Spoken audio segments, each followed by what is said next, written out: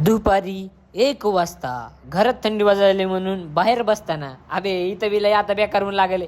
चला मधी यायला लय दिवस झाले. पाटीलने मला दिलं ते घालायला, पण मी काय घातलं नव्हतं, असं दवाखान्यात पडून होतं. तर आज घालून बघावं म्हणलं कसं वाटतं. घालून बघितलं तर काय एकदम भंगरी वाटायले, पण काय तोंड पांढरं पडायले म्हणून घालू लागते. काल एका मित्राचा फोन आला आणि मित्र म्हणला, भाऊ लय भारी व्हिडिओ बनवतोस. मला वाटलं काय भाऊ आपली मजा फिजा घेत असं. तर भाऊ आपली मजा घेत नव्हतं, तर तो खरंच म्हणत होतं. त्या मित्राला एवढं सांगेल, भाऊ तुला काळजापासून धन्यवाद बरं का, असंच आपल्याला सपोर्ट करत राहा. पाटील नाही का नवीन खरेदी केली, या डब्यामध्ये नाही का चुना भरलेलं नाही, ओला लागेल पण झाड भारी दिसेल बरं का. पाटीलने घेतल्यावर म्हणलं एकदम ब्रँडच असणार. स्कूटीची हवा कमी झाली म्हणून त्याला हवा मारायला आणलं, तर इथं बी 10-15 मिनिटं गेली. मग त्यांनी चेक केल्यावर कळालं की गाडी पंक्चर आहे. पंक्चर कमी होती ना, तर जास्त मोठं होल पाडलं त्याने, मग टाकलं अजून त्यात चिंगम सारखं काहीतरी. पंक्चर काढून त्याला 70 रुपये देऊन आलो बघा बाप. देवभाऊला आरशी समोर नेऊन त्या तुतर दाखवले, ते बी काय नीट बघा ना, इकडे तिकडे बघायला, मोबाईलला काही दाखवलेले. दिवाळीला गावाकडे गेलतो ना, तो मित्राचा मोबाईल घेतला होता हातात, तर त्याच्यात नाही का माझा त्याचा फोटो होतं. लव यू मित्रा, आणि तुम्ही नाही का मला लाईक आणि फॉलो करून घ्या.